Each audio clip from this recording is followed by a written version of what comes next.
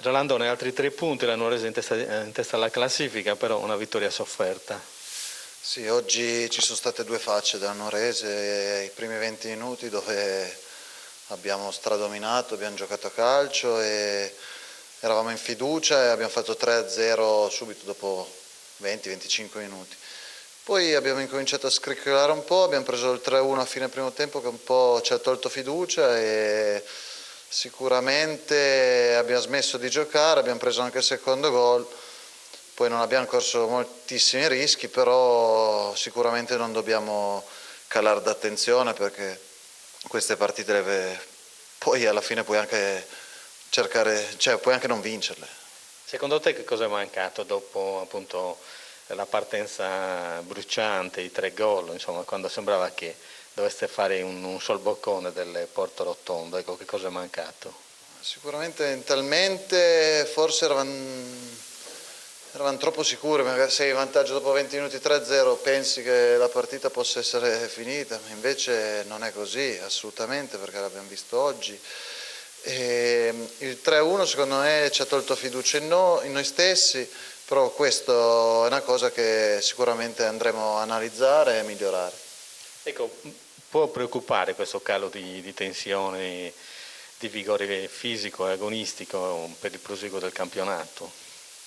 A preoccupare non lo so, però sicuramente da analizzare questa pre di oggi. Poi era anche un turno infrasettimanale, che il turno infrasettimanale è sempre un po' atipico rispetto alla normalità.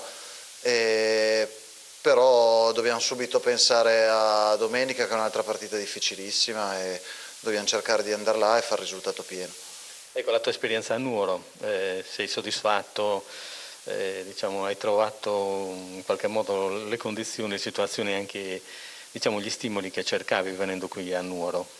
Sì, sicuramente ho accettato questo progetto, questa scelta di vita, anche perché sono lontanissimo da casa io, perché c'era un progetto interessante, c'era voglia di far bene, ho parlato col direttore, conoscevo il mister e ho trovato subito d'accordo, anche se era una squadra di eccellenza, io arrivavo da anni in Serie D e per ora mi sto trovando bene, speriamo di continuare così e fare bene. L'ambiente ti piace? Ti ha soddisfatto? Sì, poi la piazza, i tifosi, col Taloro non credo che in altra eccellenza, non so, a casa mia al nord è impossibile vedere così tanta gente allo stadio in eccellenza, quindi anche questo ci fa piacere che ci seguono e che ci vengano a vedere in tanti. Ecco, saranno determinanti queste 2 partite che adesso arrivano, diciamo, le prossime in casa del San Teodoro e poi qui col Muravera, che è la seconda della classe, che fino alla settimana passata era prima in classifica. Sì, noi dobbiamo pensare assolutamente solo fino a domenica, perché San Teodoro io sono andato a vederli, quando riposavamo sono andato a vederli che giocavano contro il Taloro in casa loro, è una buonissima squadra, gioca a calcio, ha giocatori di personalità, quindi sarà difficile e dobbiamo pensare esclusivamente fino a domenica, poi lunedì riposiamo e da martedì poi incominceremo a pensare a Muravera. Grazie, in bocca al lupo.